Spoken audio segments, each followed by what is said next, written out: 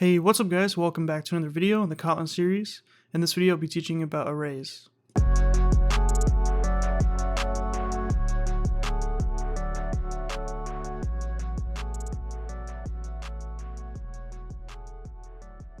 Alright everybody, welcome back. Now I'm going to show you guys how to do arrays within Kotlin.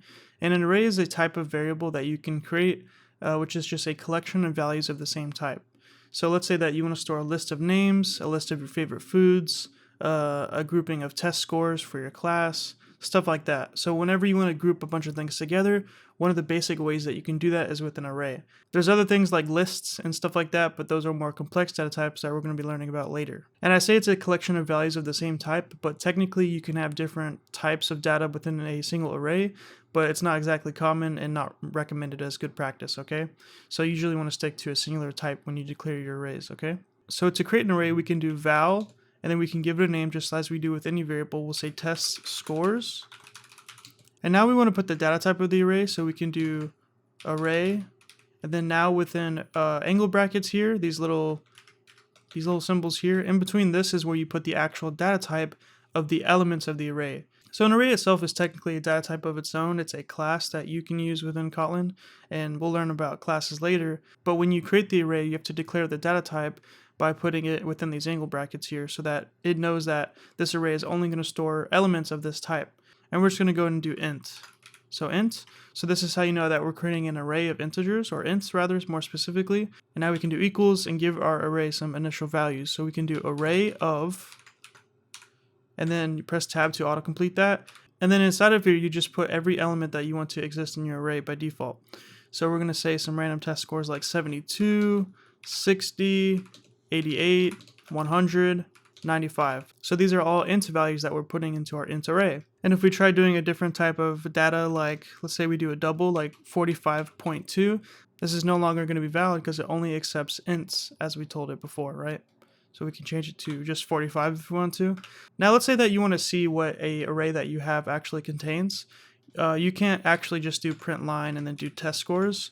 What you have to do first is do test scores dot content to string, and this will just make sure that it formats it in a way that is readable in the output, okay?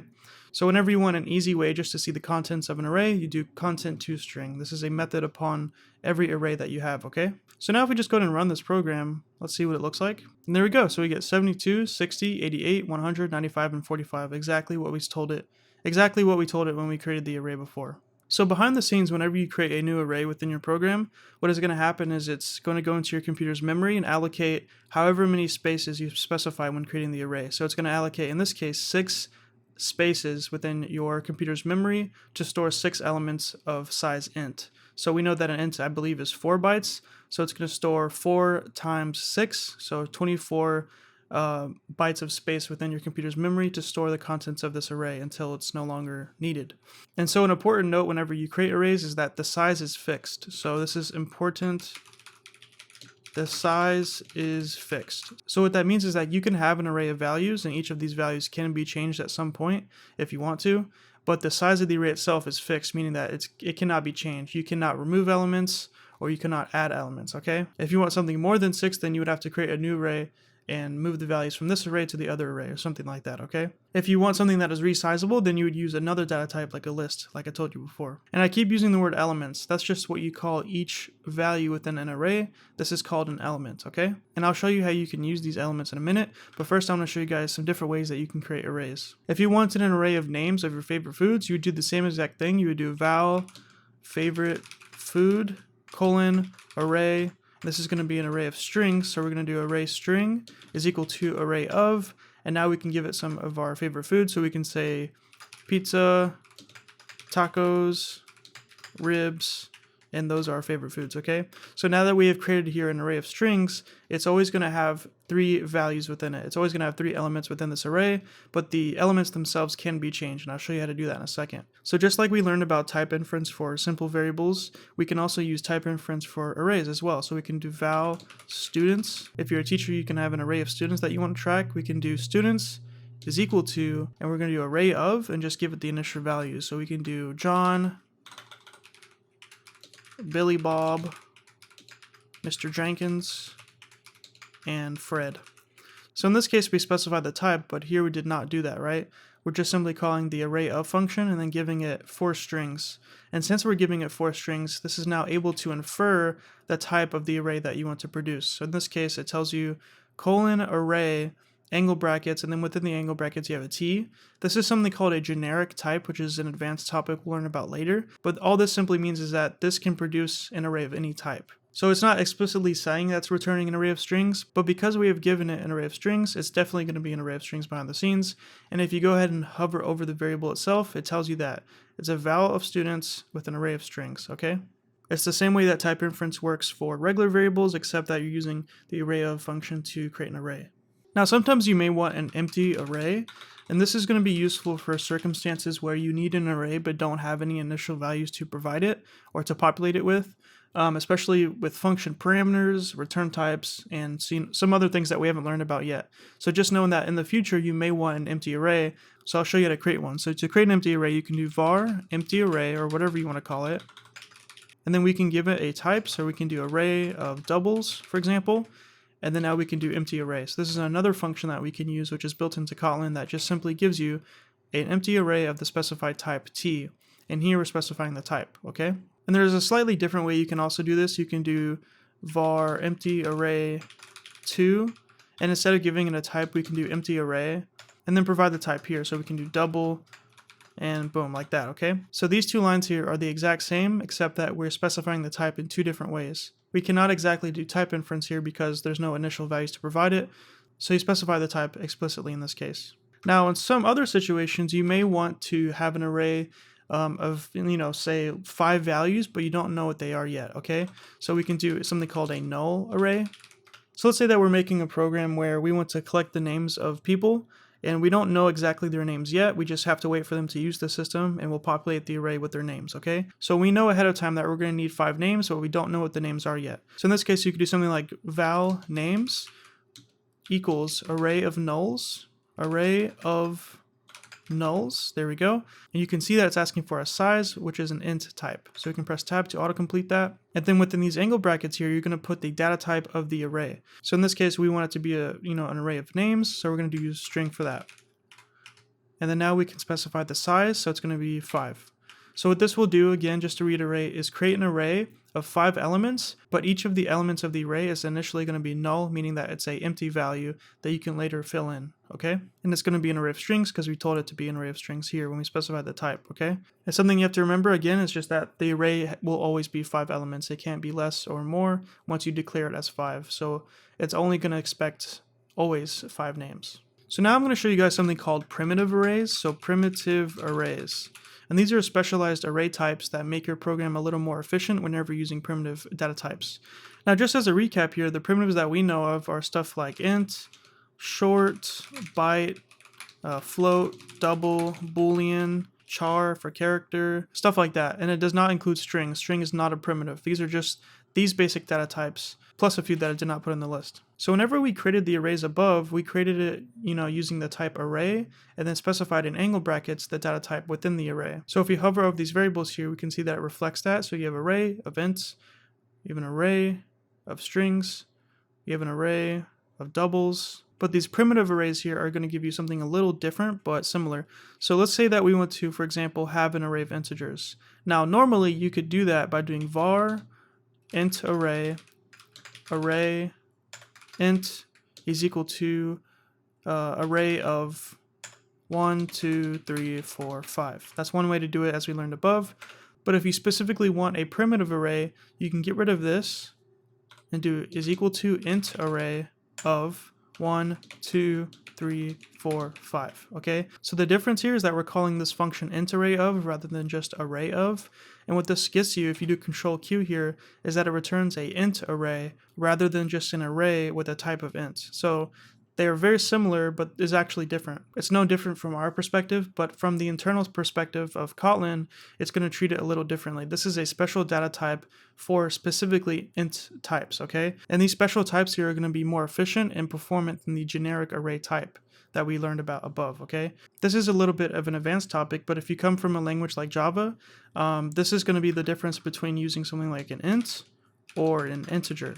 So in Java, int is the primitive data type for an integer, but you can also have the class version of that, which is integer, which is a object that takes a little bit more memory. And so when it comes to Kotlin, what it will do behind the scenes is whenever you use this here, int array of, it's going to give you an int array, and that's going to use this one here. So and then whenever you use a generic array of integers, as we specified here, this is going to use the class version of integer, okay? And so what that means to us as programmers, or to anyone who's new to programming, is that these are more efficient than these above, okay? These are going to be more memory efficient, meaning that they use less memory, and also they're going to have better performance. Now, at the end of the day, it doesn't matter too much for the everyday programmer, just because, you know, our computers have lots of memory to give, and also the performance doesn't matter too much for basic programs, but it's good to know the difference between those two different things, okay? So this isn't just for ints, this is also for any primitive data type, as I told you before. So we have these options here as well. So you have int array, double array, boolean array, char array, long array, short array, byte array, and whatever else I might have missed, like float array. That's another primitive type, okay? So this one gives you an int array, this one gives you a double array, this one gives you a boolean array, any primitive data type. So these are all specialized array types for just primitives, okay?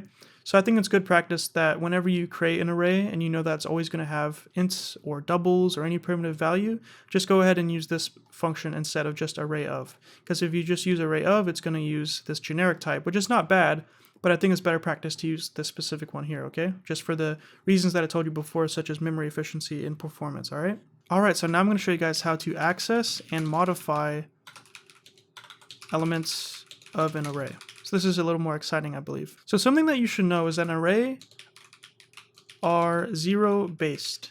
And what this means is that when you start counting each element, it starts at 0, not 1. So if we just go ahead and take our test scores array that we created before, let's just cut this and bring it down here so we can see it again. If you want to access the very first element of this array here, what you could do is do var first score if you want to store it into a variable, and you can do test scores bracket 0. So notice here that I did 0 instead of 1. So 1 would be actually the second one, 2 would be the third one, and so on. So just remember always that whenever you have an array, it's always going to start at 0. It's going to start counting at 0, so 0, 1, 2, 3, 4, 5. And this is pretty much common to every programming language that you're going to learn about, so it's not something special to Kotlin per se, alright? Notice also that we're using this special syntax here, which is brackets, and this is just how you access an element from an array using its index. The index is just simply the place in the array that you want to access. So the 0 index, the first index, and so on. That's just how you specify which element in the array that you want to access, okay? Another way you could do it is by doing something like first score is equal to test scores.get. Get is another method that you can use to access a specific index within an array. Get is a specific function you can call upon any array to get an element from the array, but it's recommended that you use this syntax instead to access an array via its index, alright? And we can go ahead and print this out if you want to, so we can print first score. And we should get 72. There we go, we get 72, so we know it's working. And if we want to, we can change it to 1, which will get the second element of the array. So this is not exactly the correct name here, but you get the point. So we'll rerun this again, and we should get 60. There we go, we get 60. And if we want to get the last element of the array, remember it's not 6, it's going to be 5. So 5. There we go, we get 45. Awesome. So now that we know how to access the elements of an array, we can also modify the elements of an array. So let's say that we want to modify the first element. What we can do is do test scores and get the first one, so the 0 index. And now we could simply reassign it, just as we would with any variable. So we could say it's now equal to 199. And if we go ahead and do something like print line test scores dot content to string, and then we copy this and do it after. So before and after, we can see the contents of the array. So we run this now. There we go. So now we get 72, and then afterwards we get 199 because we are reassigning the first element to 199. So it makes perfect sense, right? So if we change this to 3, this should be the fourth element that we reassign to 199. There we go. So 0, 1, 2, 3, 100 to 199. Perfect. And just like before where we use the get method to access the value of an array, we can also use the set method. So we can do something like set 0 and then 199. And this is again possible, and you can use this if you want to, but it's more recommended to use the operator that we have here. Now something you have to be careful of, if we do something like print test scores and then we do something like 6, this is invalid because of course there is no 6 index within our array here. We only have 6 elements, so the last index will be 5 as we learned before because it's 0 based. So if we try accessing the 6th index of our array here, which is technically the 7th element, this is going to throw what's called an exception. And boom, we get exception in thread main array index out of bounds exception. So this is the name of the exception, and then it's telling you what the problem is. So it's saying index 6 out of bounds for length 6. So it's simply telling you that the index of 6 that you specified here is out of bounds because the size of the array is only length 6. So the last index would be 5. So this exception here is actually pretty useful. It tells you what the problem is, and something also really cool is that it tells you where it's happening. So if we just click this here, it brings you to the line of code that is throwing the exception, so you can immediately go there and fix the problem. So you never really want to see an exception in your programs, okay? You want to avoid those at any cost, but usually when they are thrown and you see them in the console, first of all, that's going to stop your program because your program is run into an error, so it's going to stop running. But the nice thing is that it usually gives you a good idea of what the problem is in the first place, because Kotlin is very smart, okay? So it's telling us what the problem is, so we can simply change this to 5 if we were trying to access the last element and we made a mistake here. There we go, we get 45. So one way you can avoid making a mistake such as this is if you want to access the last element, you could simply call .last, and this will give you the last element. So we're calling the last method upon our array, and this is going to simply give you the last element of the array. Boom, we get 45, awesome. So there's also going to be first, so we can get the first element, and boom, 72. And there's a bunch of different methods we can use on arrays that are pretty useful that we're going to explore more in the future, like reverse, shuffle, slice array, sorted array. It's going to automatically sort it for you. Pretty cool, right? We can do reversed array if we want to. So this will give you an array with all the elements reversed the other way. So we have to make sure that we also do content to string, just like before, so that it prints it out correctly. And there we go. We get 45, 95, 100, 88, 60, and 72, which is the exact opposite or reverse from this one here that we had before. There's also the size property, so you can do test scores .size, and this will simply give you the size of the array, which is going to be 6. Boom, so 6. So another trick you can do to get the last element, other than calling last, is by doing this and do test scores .size -1. So because we have 6 elements here, and because we start counting at 0, the last one should just be the size -1. So if you run this now, we should get 45. And there we go, we get 45. But it's much easier just to do .last, just in case you want to do that, all right? So that is how you create arrays of different types, and that's also how you modify and access elements of arrays. One last thing I want to show you guys is the difference between val versus var when it comes to arrays. So we learned about before in the constants episode that a val is simply a variable that cannot be changed. It's immutable. And then we have var, which is a variable that is mutable, meaning it can be changed. So we have 2 arrays here. We have val test1 and var test2. They're both going to be arrays of integers behind the scenes. And what they have in common is that the values of the array can be changed. Even if it's a val, even if it's a var, the elements of the array itself can always be changed. And also for both of these, the val and the var, the array is always going to be a fixed size, meaning it can't add new elements or remove elements. What is different though is reassignment. So if we have val test1, this is a constant, right? So what this means is that test1 cannot be reassigned to a new array of different numbers. This is invalid because it's immutable. So if you look at this, it says val cannot be reassigned, change it to var. There we go, so that fixes it. So same thing with test2, because it's already a var, we can go ahead and reassign it to 5, 5, 5. Now we have given it a new array with different values. And that's perfectly valid for both now because they're both vars, but if we change them to vals, this is not valid anymore because these variables here cannot be reassigned to different arrays now. So I made them both vars again, and something important to note is that behind the scenes, whenever you first initialize this variable here, it's going to be set to an array of ints, right? Because we have integer values here, right? So because it's going to be initialized as that data type, we cannot reassign it to a different data type. So we can't do something like double array of 4.3, 5.6, 3.2. This is not valid because the initial type is always going to be the initial type. It cannot be any different type when you reassign it. And the same thing goes for basic variables. So if we did something like var name is equal to Bob, this name can be reassigned to a different string, that's no problem, but it cannot be reassigned to a different data type like 23, which is a int. This is not valid because the data type is changing. Only the value of the variable can change, okay? With that said, that's all I want to show you for arrays with Kotlin. Hopefully you found this video interesting and you learned about arrays. So now we know how to create arrays of any type just by specifying array, and then in the angle brackets, we put the type. We can also create empty arrays or null arrays with null initial values because we don't know them yet. We can also create primitive arrays, which are special array types just for primitives that are more efficient. And we also learned how to access and modify elements of an array by providing the index, and we just always have to remember that arrays are 0-based, meaning that we count starting at 0. So 0, 1, 2, 3, 4, 5. So now you guys should know whenever you create your programs that whenever you need to store a collection of things of the same type that are similar, use an array. Alright? Thanks for watching. So that's it for this video, everybody. I really hope you learned something new. If you liked the video, please hit the like button, and if you want to see more, hit that subscribe button. Make sure to also check the description below for important links to code and other resources, but also really important, join our Discord. We have a big community of over 5,000 programmers, and it's a place where you can find new friends or get help on any code that you're stuck on. If you want to support what I do on this channel, please consider hitting the join button below, and this will allow you to support my channel for as low as $1 a month, but there are different tiers to choose from if you want to. For anyone that becomes a member on my channel, you get a special rank on my Discord server, early access to new videos, and you can just see yourself on the screen right now. So if that sounds cool to you, feel free to join. If you don't want to, that's fine. If you can't, that's okay too. I really just appreciate you watching the video anyway. Thank you so much. And that's it. Peace.